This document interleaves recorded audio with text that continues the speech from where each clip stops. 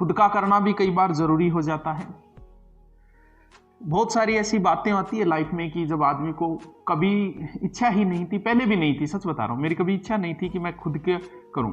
मेरी इच्छा थी कि यार 10 दूसरे कोचिंग पढ़ाते रहे, सुबह जाए शाम को जाए, टाइम पे अगला पैसा दे दे, हमें कोई मतलब नहीं। लेकिन स्थितियां ऐसी बनी कि अगर कभी गड़बड़ ना होती तो मैं पहली कोचिंग कभी नहीं छोड़ता।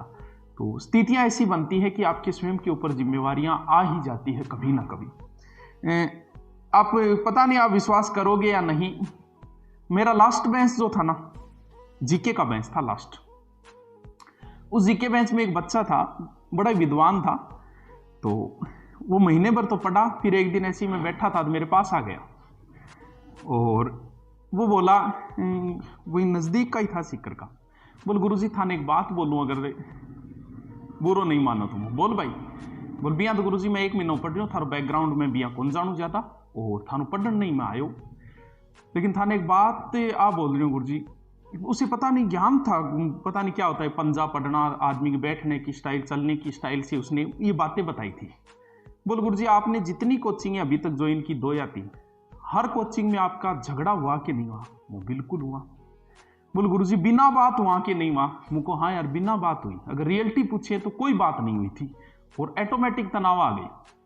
बोल तो गुरुजी आपको मैं सजेशन यही देता हूं कि आप जब तक दूसरे के यहां पढ़ाओगे तब तक आपकी यही स्थिति होगी और लाइफ में आपको हर बार जीरो से शुरुआत करनी पड़ेगी। बोल जीरो से शुरुआत की कितनी बार स्थिति आ गई? वो एक बार बुक में भी आ गई थी, कोचिंगों में 2-3 बार आ गई। बोल हर बार करनी पड़ेगी। तो बोल क्यों? बोल क्यों का कारण ये है कि हर व्यक्ति की अलग अलग प्रधान होता है, किसी में शुक्र प्रधान होता है, किसी में गुरु प्रधान होता है।